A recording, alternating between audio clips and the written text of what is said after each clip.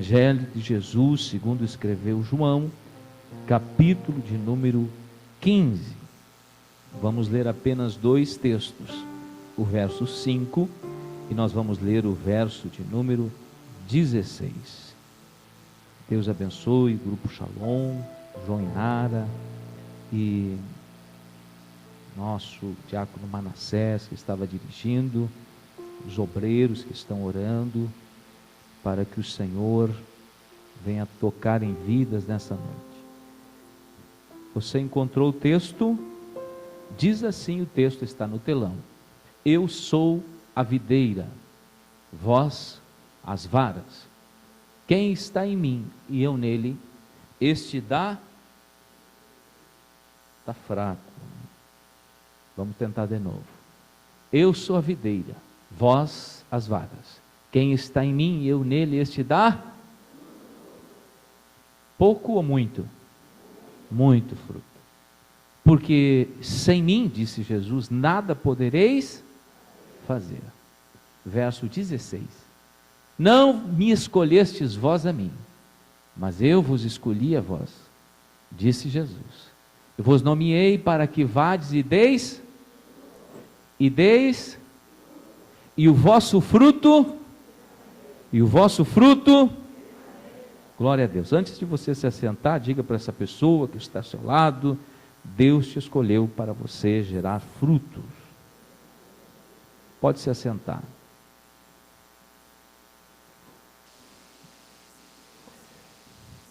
Muito bem. Nós falamos na quinta passada, não sei quantos estavam aqui, levante a mão. Glória a Deus, o povo voltou, que bênção. Não deixe de vir. E na introdução da quinta passada, nós falamos sobre a importância de nós estarmos enraizados em Cristo. Nós estamos numa série, para quem está hoje pela primeira vez, o nome da série é Enraizados. E nós estamos falando nessa série sobre a importância de nós sermos enraizados em Cristo. Nós criarmos raízes em Cristo. E o que é estar enraizado em Cristo?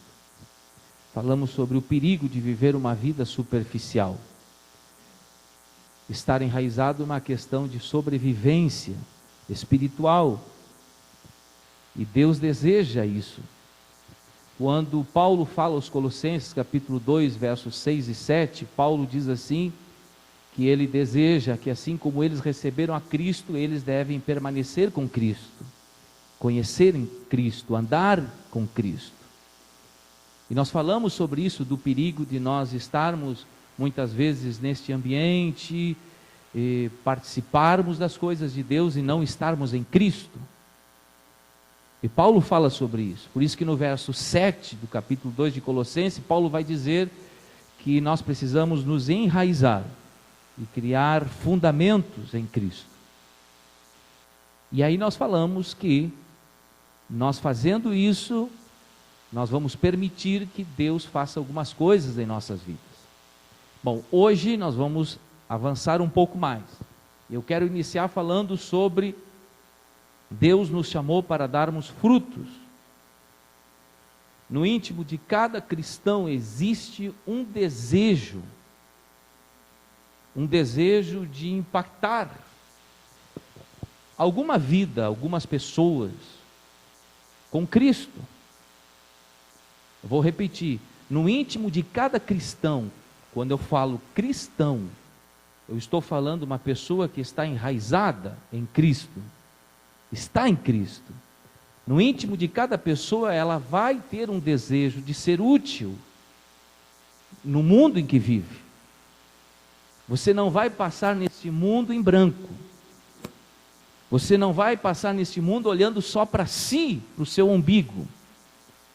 Porque você vai querer que aquele poder do Evangelho que transformou a tua vida, porque Paulo diz em Romanos 1,16, que o Evangelho é o poder de Deus para a transformação de todo aquele que nele, nós fomos transformados por este poder do Evangelho. O poder do Evangelho operou em nós, e está sendo transformado. Quando você olha para a vida passada, você vê, meu Deus, olha tudo que Deus fez na minha vida. Se esse poder do Evangelho transformou a minha vida, nós queremos que esse poder comece agora, através da minha vida, impactar outras vidas. Você tem esse desejo? Esse é o desejo de frutificar, de ser útil. Só que esse desejo, ele não nasce em você, no ser humano, por nada. Isso vai ser uma consequência de você estar em Cristo. Todo ramo enxertado na videira, ele frutifica. Toda pessoa estando em Cristo, ela vai frutificar, ela vai gerar um desejo, uma inquietação, um incômodo. Eu quero ser útil na vida de alguém, eu quero gerar frutos. Deus te chamou para gerar frutos. Você recebe essa palavra? Levante a sua mão e diga: eu creio nessa palavra. Eu creio nessa palavra. E o que é fruto? Ou qual fruto? E aqui muitas pessoas confundem uma vida frutífera, uma vida cristã, com uma vida de sucesso. Aos olhos do mundo, sucesso são aquelas pessoas que mais têm.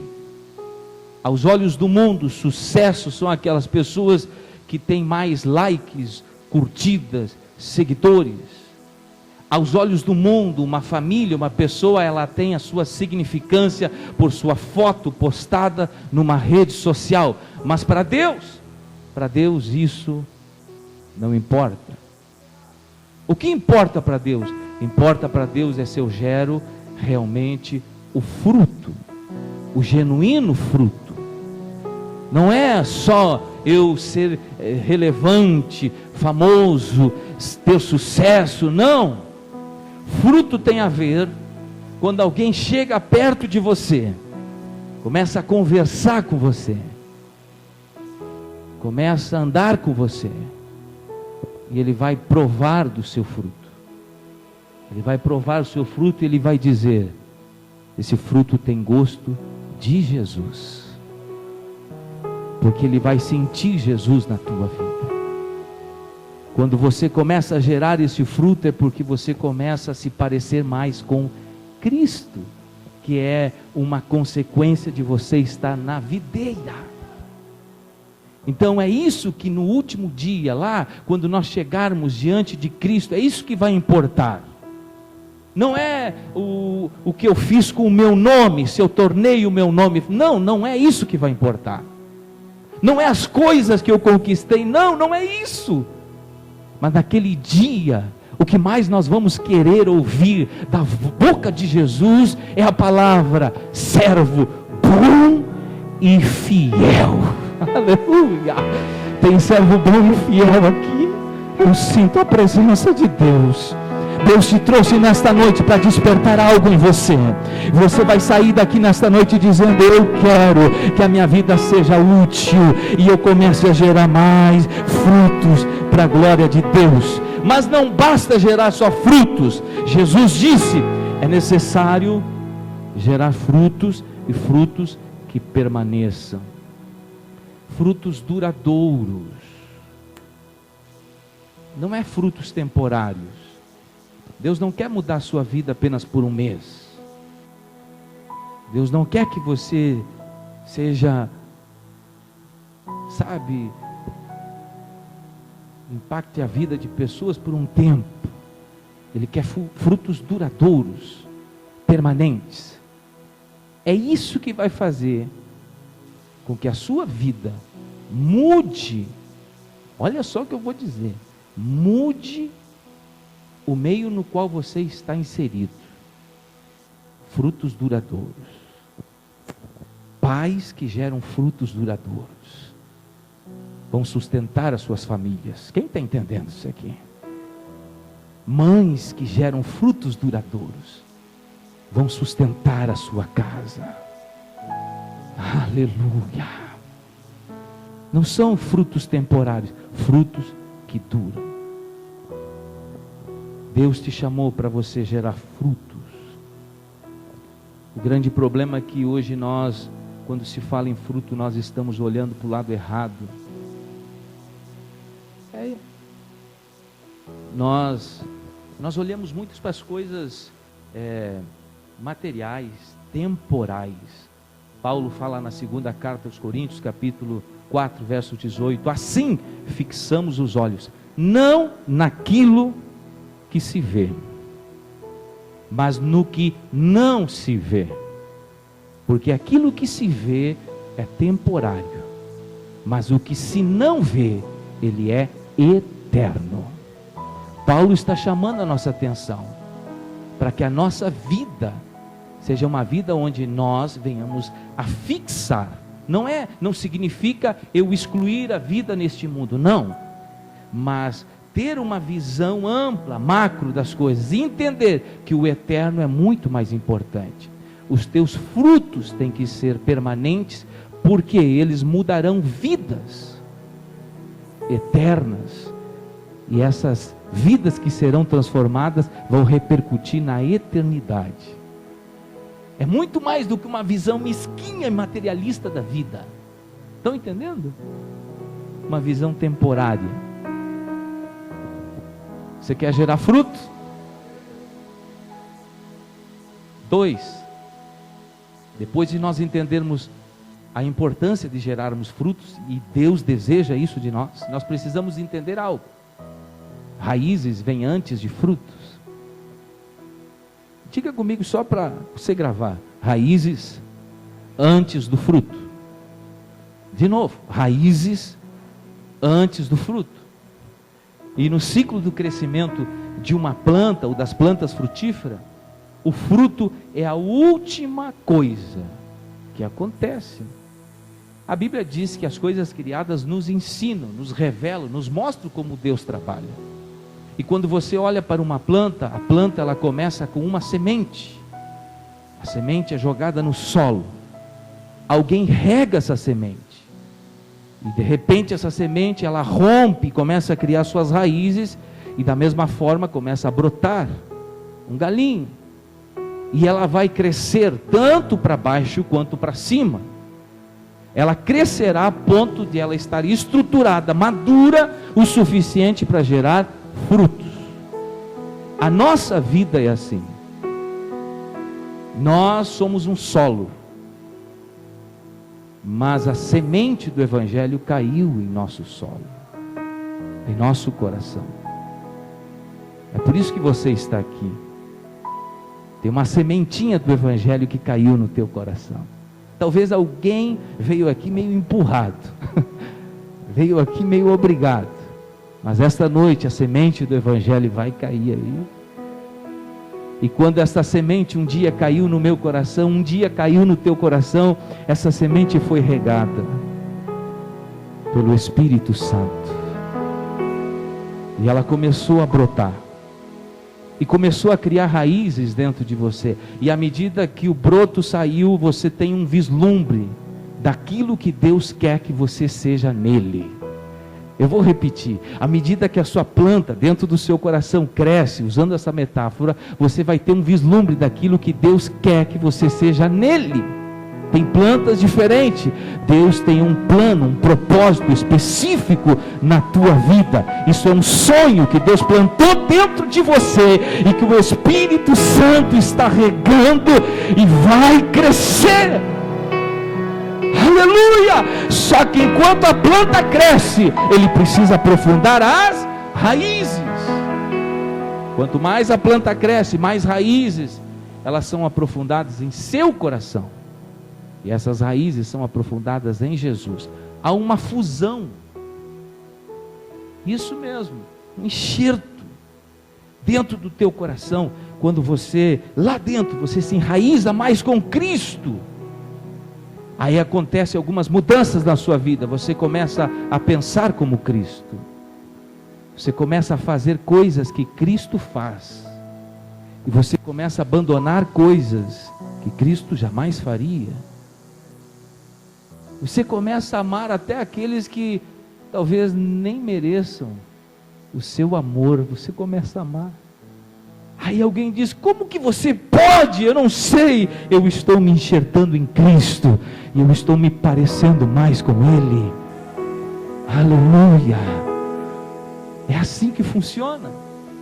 Infelizmente, muitas sementes caíram aí, em muitos corações.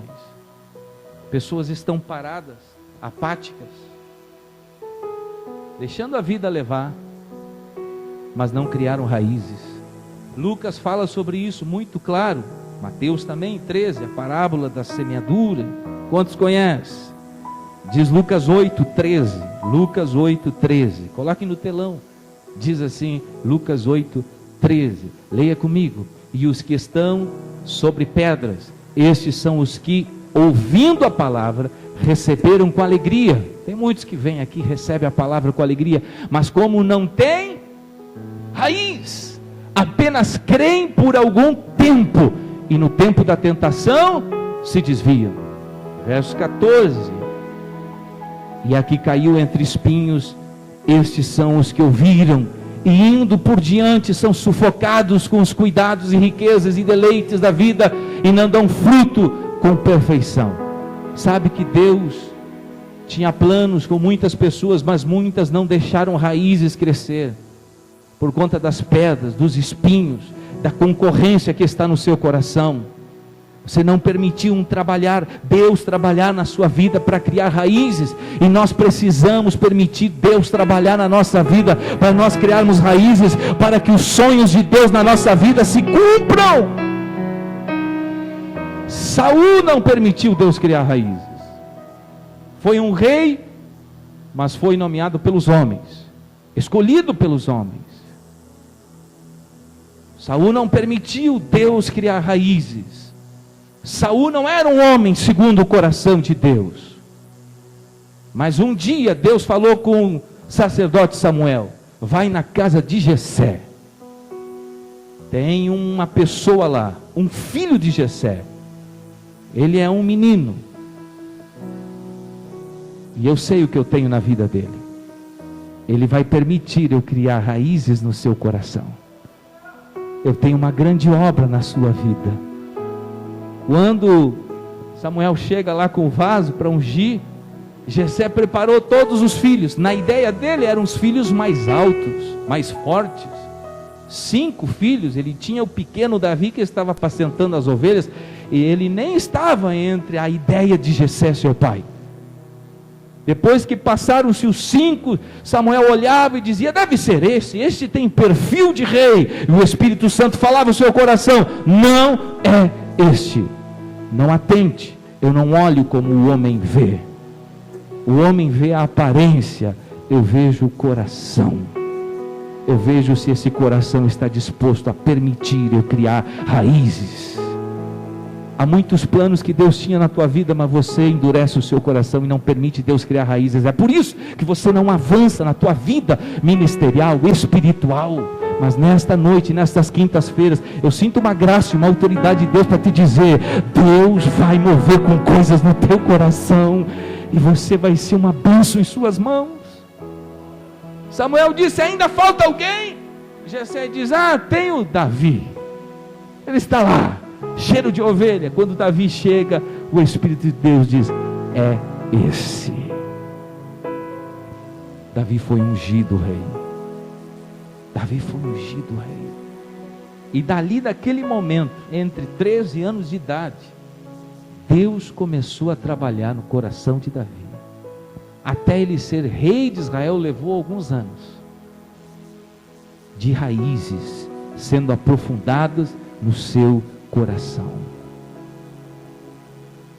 Deus precisa torná-lo maior por dentro do que você é por fora. Vou repetir para você ouvir bem. Muito mais importante do que edifício, plantas, são raízes e fundamentos. Nós queremos visibilidade, queremos fazer as coisas, queremos crescer, mas sem raízes. E a raiz precisa ter uma proporção muito maior do que a sua planta. senão não suporta. Então Deus precisa torná-lo maior por dentro do que por fora. Você está entendendo? Deus precisa fazer com que você cresça mais por dentro do que por fora. Chega desta vida, deste cristianismo raso, desta fé rasa, onde você desiste por qualquer coisa, qualquer vento, qualquer coisa te tira dos caminhos do Senhor. Chega de viver esta fé, onde você não tem firmeza, você não é resistente, você não sabe ainda e não conhece o Deus que você serve. A qualquer hora você abandona, vira as costas para Ele. Deus quer te tornar mais forte por dentro. Deus quer te dar profundidade. Aleluia. Cadê os pais? Se você é pai, você tem um filho, fecha os teus olhos, levante a tua mão aqui. Você pai, mãe, esta palavra é para você, pai e mãe, nesse ano. Deus está te dizendo: eu estou te dando raízes profundas. Aleluia. A tua casa, a tua família depende da estrutura e da profundidade das tuas raízes. Ei, calmarabagabias. Oh Deus, Deus está te enraizando mais, para você ter uma família alicerçada na palavra, uma família no altar de Deus. Deus te trouxe aqui para te dizer: eu vou alicerçar mais as tuas raízes. Há uma graça de Deus aqui. Diga: eu recebo essa palavra, em nome de Jesus. Pessoas sem raízes são complicadas. Pessoas sem raízes desistem, abandonam família. Não há uma persistência, não há fidelidade. Você precisa de raízes.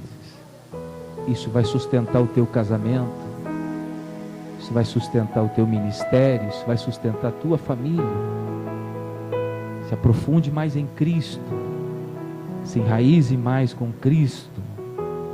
Amém? 3, eu encerro. Pastor, eu entendi. Para criar raízes temos que respeitar, temos que frutificar, temos que criar raízes. Mas para criar raízes, como que eu faço?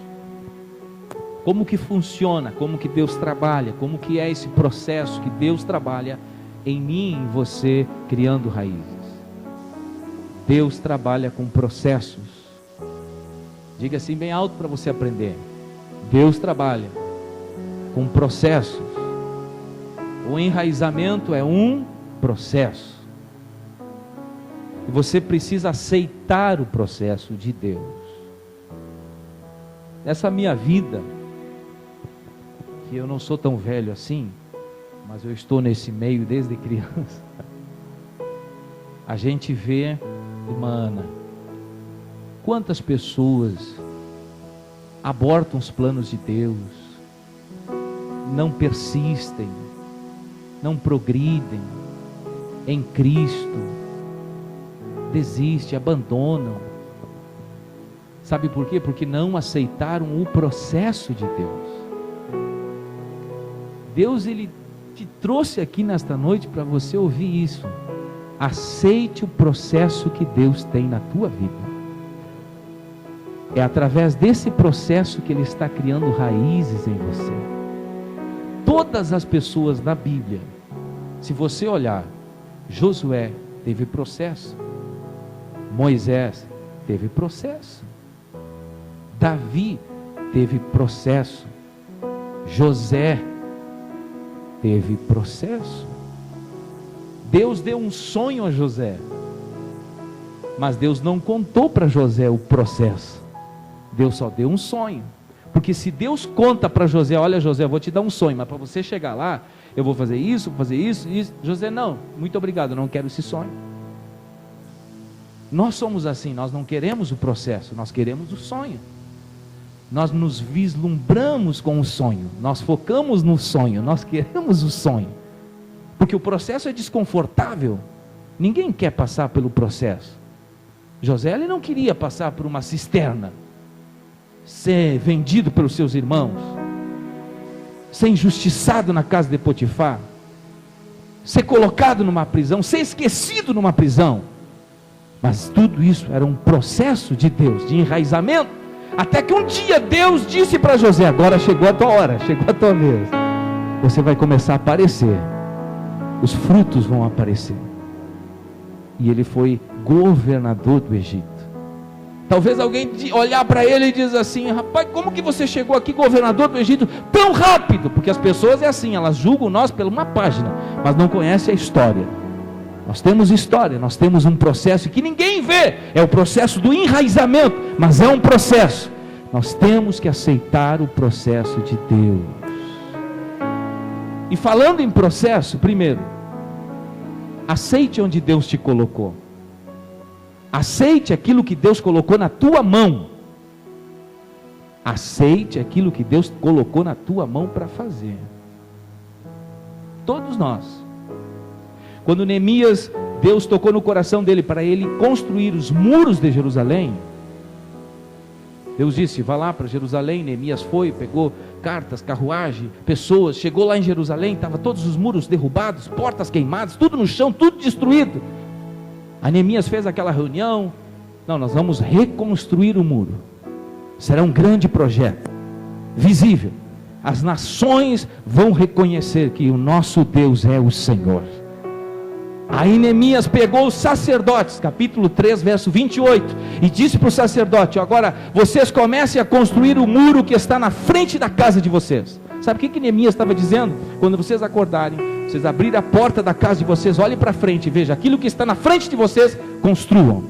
Isso é uma estratégia simples, porque os projetos, processos de Deus são simples. São simples. Aquilo que está na minha frente eu tenho que fazer. Então os sacerdotes todos os dias eles acordavam e diziam: vamos fazer esse grande projeto, mas eu vou começar com aquilo que está na minha frente. Construa o teu muro. Diga para essa pessoa querida ao seu lado: construa o teu muro. Pergunte para ela: você está construindo o teu muro? O que é o meu muro, pastor? Aquilo que está na minha. O que Deus colocou você para fazer?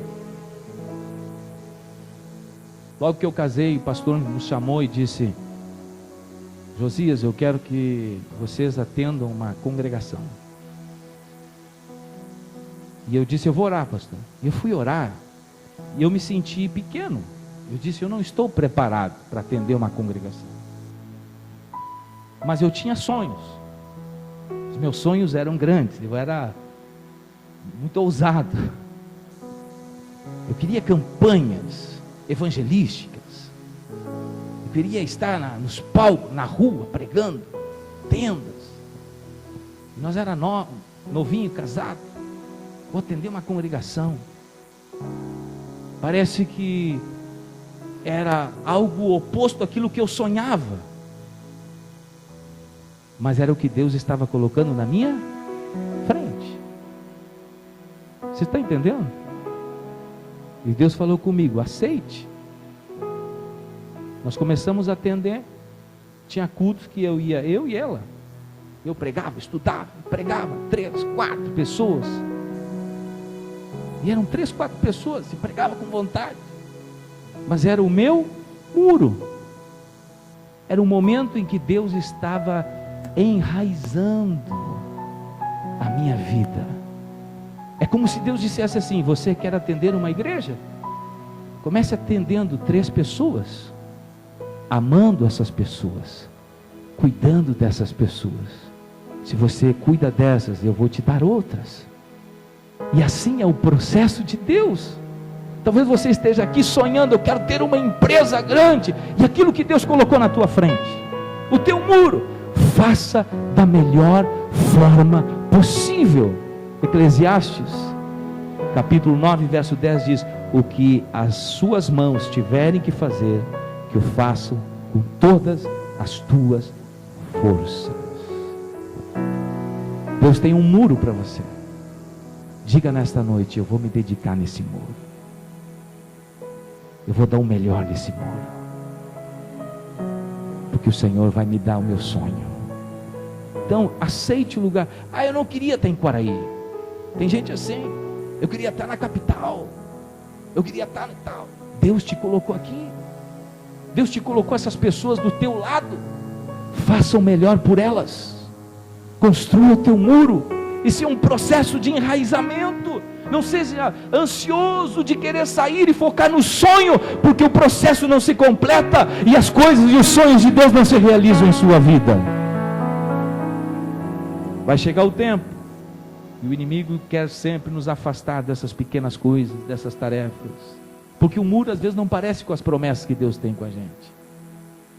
As pequenas coisas simples não parecem com aquilo que Deus tem. Nós focamos em algo maior, mas eu tenho que entender que isso é um tempo. Eu preciso aceitar o processo. Aceite as lições de Deus, porque nesse processo vão ter lições que Deus vai te dar. Eu falei de José. José teve lições, ele aprendeu. Deus trabalhou no emocional de José. Deus trabalhou na família de José. Deus trabalhou na solidão de José. Cada tarefa que Deus nos dá é uma lição aqui dentro, que Ele vai mudando dentro de nós. Isso é enraizamento. Então cada tarefa, cada processo, Deus tem lições. Eu detestava matemática. Tem alguém que detestava matemática? Só eu. E na terceira série eu cheguei para minha mãe e disse: mãe, eu não quero fazer matemática. E a mãe disse: mas como tu não vai fazer matemática? Eu não quero, eu não gosto. E a minha mãe disse: então você não vai passar de ano. Como que eu não vou passar? Eu tenho que fazer o que eu quero? O que eu não quero? Sim, você tem que fazer. Tanto que eu não escolhi contabilidade, fui para o outro lado. Mas ela disse: mas se você não fizer matemática, você não é aprovado, você não se forma. Tem lições que estão no currículo de Deus. Queira você ou não, você vai ter que passar. São lições de Deus. Às vezes você reclama de uma pessoa que Deus colocou do teu lado, mas Deus está trabalhando numa raiz que você precisa melhorar dentro de você. Talvez mais paciência, talvez mais amor. É a forma que Deus trabalha, são lições. Deus permitiu você perder alguma coisa este ano, que você era totalmente agarrado. São lições de Deus. Deus permite algumas coisas para você crescer, para você entender que nós não somos nada, e aquilo que nós temos é Deus que nos dá, e o que Deus nos dá, Deus pode tirar de nós. São lições de Deus. Aceite o processo, aceite as lições. Não apresse como Abraão, não pule fases, não tente dar uma mãozinha a Deus. Suporte esse processo. Deus está nele trabalhando em você. Davi tinha tudo para pular de fase, mas Deus estava trabalhando na raiz de Davi.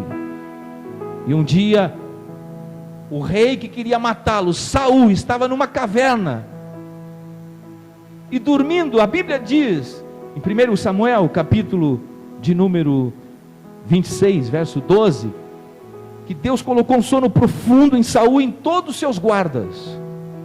E Davi estava ali, nesta caverna, escondido. Abissai, um dos homens de Davi, no verso 9, Abissai chega a dizer: é a nossa hora, isso é um plano de Deus. Deus preparou isso para nós matar Saul, e você vai ser rei de Israel. Mas Davi disse: eu não posso pular de fase, eu não vou matar um ungido do Senhor. Quando for para mim ser rei, eu vou ser no tempo certo, na hora de Deus. Não é pelas minhas forças. Sabe o que eu aprendo aqui? Tem coisas que a gente quer forçar e não é Deus. Nós queremos forçar uma porta que Deus não quer abrir, e a gente quer forçar. O que tem de gente quebrando a cara, querendo forçar a porta que não é de Deus.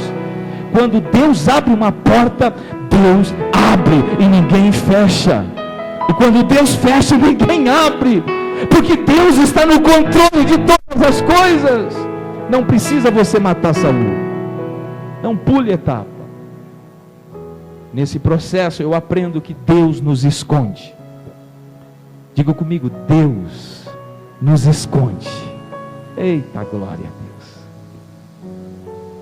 Deus. Deus nos esconde no processo. Deus escondeu Jesus. Vejam que o ministério de Jesus foi 33 anos, mas o ministério foi apenas 3 anos. Tanto que no milagre das bodas, quando faltou vinho, e a mãe de Jesus foi até ele, o que ele disse? Ainda não é chegada a minha? Eu estou escondido, me deixa quieto. Isaías 49:2 diz que Deus nos esconde na sombra da sua mão, e com uma flecha polida ele nos coloca na sua aljava, uma flecha novinha, polida, ele nos esconde.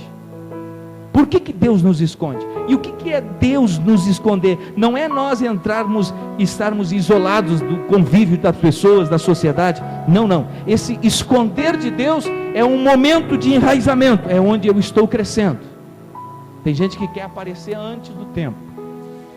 Tem gente que quer fazer coisas antes do tempo. Mas tem um momento que Deus está nos escondendo, para o tempo certo de Deus. Sabe por quê? E aqui, esconder, Davi, ele amava as cavernas. Ele passava muito tempo nas cavernas. Porque ele sabia que era Deus trabalhando nele. A caverna de Adulão, o Salmo 121, quando ele sai para fora, ele leva os olhos para os montes e dizendo para Deus: ó Senhor, da onde vem o meu socorro? Porque ele esperava que um exército viesse ao socorrê-lo. Mas Deus estava trabalhando nele lá nessa caverna, para que Davi entenda que o socorro só vem do Senhor, que fez os céus e a terra. Por isso que ele diz: o meu socorro não vem do homem, do exército, o meu socorro vem do Senhor, que fez os céus e a terra. Ele estava na caverna, escondido. Tem gente aqui que está na caverna. Por quê? Não é isolado, é escondido para um tempo. Sabe, é aquela parte onde você não gosta muito dos holofotes, da visibilidade, onde você se alegra com aqueles que levam o crédito, onde o seu nome não é citado, você está aí quietinho. Deus está trabalhando em você. Todos são lembrados e você não. É a sua caverna. E ainda você reclama: ninguém citou meu nome. Mas é Deus trabalhando em você. Deus está enraizando você. Mas tem algo fundamental que Deus nos esconde. Por que Deus nos esconde na caverna? Para nos proteger. Porque os inícios são difíceis. Havia um Deus que os amonitas adoravam, chamado Moloque. Você já ouviu falar nesse Deus? Ele tinha uma personificação de uma estátua de bronze, com as mãos assim. Do seu ventre eles colocavam uma caldeira de fogo. E a forma de adoração a esse Deus era: as pessoas entregavam crianças, bebês, colocavam vivas na mão de Moloque, e queimavam as crianças. Era terrível. O espírito do aborto.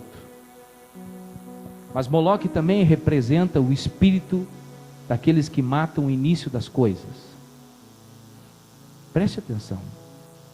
Moloque representa o espírito desse Deus que mata o início das coisas.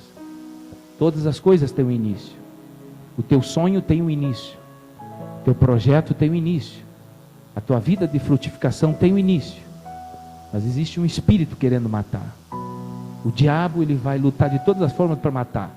O diabo sabia que o Filho de Deus nasceria em Belém. O diabo sabia. Tanto que ele viu os reis magos com a estrela. E por isso que ele endureceu o coração de Herodes e mandou baixar um decreto que matasse todas as crianças até 2 anos. E Deus disse: eu vou esconder Jesus no Egito. Deus esconde para proteger o início das coisas. Porque ainda quando está no início, não há como se sustentar, não há como se defender. Tem coisas que Deus nasce em nós que são o início das coisas. Um projeto, um relacionamento, uma ideia. Proteja isso. Há tantas pessoas, você pode perceber, que contaram sonhos para você, empolgadas, e morreu o sonho. Que o espírito do Moloque matou os sonhos delas. Hoje elas estão aí apáticas, paradas, não sonham mais. Estão como zumbis, vivas, mortas. Deus te trouxe aqui para você sonhar mesmo. Deus tem algo grande. Eu estou falando de frutificação, florescimento. Mas o espírito do Moloque não vai te pegar, porque a mão do Senhor está sobre a tua vida. Aleluia. Fique em pé em nome de Jesus. Aleluia. Aí onde você está, fecha os teus olhos. Fecha os teus olhos. Quando eu estava pregando aqui, eu sei que aí na tua mente você veio o teu sonho. Algo que Deus tem ainda na tua vida e Ele não realizou. Você sabe. Ele já falou com você. Ele já falou com você. Talvez para algumas pessoas seja o sonho de uma família. Sonhos. Sonho de uma chamada, sonho de um ministério. É um sonho que vai ter repercussões eternas, não serão temporárias, serão duradouras. É um sonho que vai impactar a tua sociedade, a cultura, a família, a geração que vem atrás de você, vai impactar. São sonhos que Deus plantou em você. Deus está te dizendo: não conte para ninguém, proteja isso. Eu vou te esconder, mas eu vou te dar raízes. Sabe por que ainda você não começou? Porque você não tem raízes, você não está preparado. Talvez você precise ainda mais de processo, mais de lições, mais de tarefa. Por isso essa palavra te traz uma tranquilidade para você, talvez não ficar preocupado. Senhor, por que isso? O Senhor está te dizendo: isso é o meu processo. Senhor, por que essa porta se fechou? O Senhor está dizendo: isso é o meu processo. Senhor, por que eu passei por isso? É o meu processo. Aceite o processo. Aceite o processo. Olhe para mim aqui, eu vou encerrar. Filipenses 4:12, 4:13, Paulo diz: posso todas as coisas naquele que... Ele está dizendo: eu posso todas as coisas. Eu tenho uma chave. Eu tenho uma chave que me dá força a poder todas as coisas. Qual é a chave? Diga assim: Deus. É Deus que o fortalece. Só que esse texto tem que ser colocado num contexto. Paulo está dizendo no verso 11 e 12: eu aprendi tanto a ter fartura. Não digo isso por necessidade, porque já aprendi a contentar com o que tem. Verso 12: sei estar abatido, sei também ter abundância. Sabe o que Paulo está dizendo? Eu sei andar nas duas vias. Eu sei ter coisas, mas eu sei também, e eu sei viver quando eu não tenho nada, quando as portas estão fechadas, quando eu estou no deserto.